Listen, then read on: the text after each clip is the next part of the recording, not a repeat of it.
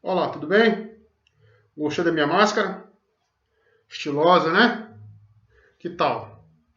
Aí você deve estar se perguntando, né, antes de começar, por que esse cara está usando essa máscara para se mostrar dentro de casa? É para fazer alguma gracinha, né? De certa forma. Na verdade, é para o meu queixo não cair diante desse governo, diante dessa pandemia. Ou simplesmente para esconder a minha gargalhada. A minha gargalhada. É, meu amigo, uma gargalhada e uma risada nervosa. Antes de começar, hoje é dia 15 de maio e estamos em mais uma edição do nosso Diário da Covid-19. Para quem não me conhece, sou Fernando Alves e eu gostaria muito que você se inscrevesse no nosso canal, se não se inscreveu ainda. E se já se inscreveu, eu agradeço. E se puder dar o seu like e compartilhar, eu agradeço ainda mais. Tá bom? Brincadeiras à parte, meus amigos. Quem já conhece aqui esse canal sabe que esse canal de comunicação aqui é para comentar os principais fatos do dia referentes à crise política do coronavírus. Sim, crise política, porque, infelizmente, aqui no Brasil é isso que a gente está vivendo. Com o governo que a gente tem, com a gestão da crise pandêmica que estamos tendo aqui no Brasil. A situação é muito difícil. A situação ela é terrível. E para completar, eu queria conversar um pouquinho com você hoje, esse breve tempo que a gente tem para conversar, alguns temas. Mas são tantos que eu tomei até nota. Eu vou até abrir minha agenda para poder comentar com vocês, senão eu me esqueço. Mas o principal deles é, sobretudo, a abrupta, repentina e chocante demissão do ministro da Saúde, Nelson Teich. Pois é, quando eu estava começando a gostar dele, o cara pediu para ir embora. O 01 da saúde, ou melhor, o 02 da saúde pediu para sair. Pois é, meus amigos, com menos de 30 dias no ministério, o senhor Nelson Teich, aquele, lembra? Parece até com o Mick Jagger, mas tem um olhar assim meio calado, um jeito meio subserviente, um cara que de tão desengonçado não consegue nem colocar uma máscara no rosto. Pois é, o senhor Nelson Teich pediu demissão hoje. Não aguentou o tranco, não suportou. Simplesmente isso. Não suportou a humilhação pública de servir ao governo Bolsonaro. De servir a um chefe tão inconstante, tão autoritário, tão aparvalhado, vou usar uma palavra bonita, não é nem atrapalhado, é aparvalhado, tão aparvalhado quanto o senhor Jair Messias Bolsonaro. Pois é, essa que é a situação. E hoje, né, com risadas nervosas, você vê muitos bolsonaristas coçando a cabeça e pensando, meu Deus, e aí? Agora eu fico me imaginando, meus amigos, no mundo, vamos fazer uma pesquisa aí no Google, bora? Vamos fazer uma pesquisa no Google e saber quantos ministros da saúde dos países que estão suportando o coronavírus, quantos demitiram seus ministros, ou quantos países você teve uma troca de ministros tão grande. Né? Na minha contagem, se eu não estiver errado, já é o 7º ministro que cai do ano passado para cá. Sendo que na saúde é o segundo. Quer dizer, então você fica imaginando a inconstância, como eu já falei em outros vídeos aqui. Né? Esse governo ele serve tão somente para desmoralizar figuras públicas. Quem entra nesse governo já sabe que tem prazo para sair. E geralmente sai da pior forma possível. O seu Mandetta deve estar esboçando um sorriso no rosto, com certeza, nesse atual momento. Né? Assim como, né, o senhor Moro, mesmo preocupado, né, com o inquérito na Polícia Federal, também deve estar achando graça. No mínimo, quem trabalhou para Bolsonaro e saiu do seu ministério deve estar achando graça. Agora eu fico me perguntando, meus amigos, diante dessa situação, né, vamos pensar um pouco, né, naquele bolsonarista raiz. Aquele bolsonarista de vestir verde e amarelo, de lá para a esplanada dos ministérios, né? Depois até uma informação acerca disso, mas ele vai lá para a esplanada dos ministérios, formar lá aquele cordão, né, de isolamento, aquele coreto ali ao redor do presidente, e que defende, né, o presidente, defende o capitão, defende o mito, porque ele ainda é chamado de mito pelos seus apoiadores.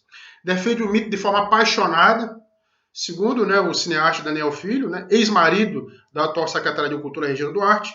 A secretária de Cultura estaria apaixonada pelo presidente. É isso que você escutou. Pode verificar nas redes sociais aí na imprensa. Né? O Daniel Filho disse que a Regina Duarte deve estar apaixonada pelo Bolsonaro para defendê-lo tanto. Pois é, vamos pensar então nesse bolsonarista apaixonado. Como é que vai defender agora seu patrão? Como é que vai defender o seu presidente diante de uma situação dessas? Se já era preocupante, já era alarmante demitir o Mandetta quando o Mandetta estava acertando, quando ele estava com 60% de popularidade, muito mais do que o presidente, imagine agora em que o time do Tais, que não ficou sequer um mês, foi demitido da pasta. O que nos espera, meu amigo e minha amiga? Eu fico, sabe, muitos devem achar que eu sou um cara tétrico ou pessimista ao extremo, ou então alarmista ao extremo, quando ao final dos meus vídeos eu sempre digo o seguinte, olha, vamos aguardar, né, o pior capítulo possível, vamos aguardar o próximo capítulo da novela macabra, da novela trágica. Como se eu estivesse sempre querendo passar energia negativa, mas não é isso.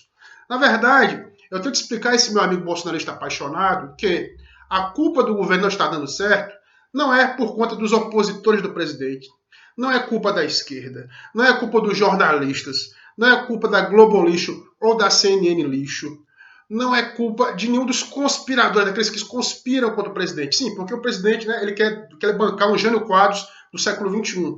Achar que são sempre forças ocultas que conspiram contra a sua boa administração, contra as suas boas intenções de administrar o país diante do vírus. É porque o mundo não lhe dá ouvidos.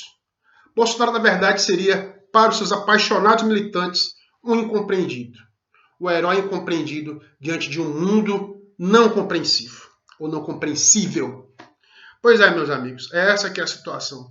Agora, até o Oscar Schmidt, grande Oscar, né, o cestinha de ouro, o mão santa, né, o cestinha de ouro, né, o nosso grande herói, né, do basquete brasileiro e internacional, ex-candidato a senador, inclusive acometido de uma doença grave, um tumor no cérebro. Então, todas nossas orações aqui, toda nossa torcida pela saúde, pela prosperidade, pela vida longa de Oscar Schmidt. O próprio Oscar, em entrevista ao UOL, disse que votou em Bolsonaro e é mais um eleitor de Bolsonaro arrependido. E se arrepende muito. E se arrepende com tristeza. Ele, que como eu falei para vocês, tem um tumor no cérebro, tem uma doença séria, grave, e está seguindo à risca as regras em São Paulo, ele está na casa dele em São Paulo, seguindo à risca as regras de isolamento social, porque ele sabe o quanto é perigoso esse vírus. E ele se disse decepcionado com um presidente incapaz. Esse aqui é o ponto, um presidente incapaz de gerenciar uma crise. Então, eu vou evitar aqui usar qualquer jargão oposicionista de esquerda para qualificar o nosso presidente. Não é porque ele é autoritário, não é porque ele é misógino, não é porque ele é populista, não é porque ele é protofascista, não é por nada disso. É porque ele é incapaz. O problema do presidente Bolsonaro não é um problema ideológico, é um problema de gerencial, é um problema de incapacidade. Temos hoje, diante de uma pandemia que assola o mundo, o Brasil está em apuros mesmo, mas não só por causa de um vírus, mas por causa de um presidente. Amigos, um presidente. E dentro disso, já olhando aqui os pontos que eu tenho que falar hoje para vocês bem rapidinho, para esse vídeo não ficar muito extenso, tem a questão, né, do vídeo. Falei em vídeo aqui, né, tem um vídeo da reunião, né, do Bolsonaro com seus ministros, que o Moro, né, o ex-ministro Moro, apontou como uma das provas lá no inquérito da Polícia Federal de que o Bolsonaro estaria sim interferindo, estaria gerando uma intervenção na Polícia Federal para proteger a si próprio e a seus filhos. Sim, seus filhos, né, investigados, seja por envolvimento com fake news, seja, né, pelo velho esquema da máfia das rachadinhas. Lembra do Queiroz? Cadê o Queiroz?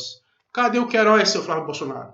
Pois é, no esquema das rachadinhas e dos laranjas da Assembleia Legislativa do Rio, e também na CPI das fake news, né, o presidente Bolsonaro, em reunião, já confirmou que usou a sigla PF, isso, Polícia Federal, não prato feito, mas Polícia Federal. Ele confirmou à imprensa que falou isso e que atuou, segundo ele, né, na melhor das boas intenções, para quê? Para proteger os filhinhos. Meu amigo, proteger os filhinhos. Só que o presidente da República querer interferir no órgão da Polícia Federal, né, para proteger os filhos, isso tem outro nome. Isso não chama proteção, não. Isso tem outro nome. Isso é crime, amiguinho. Você já imaginou, né, se o Trump é acusado nos Estados Unidos de interferir no FBI, interferir na Polícia Federal norte-americana, que estava investigando algum filho dele?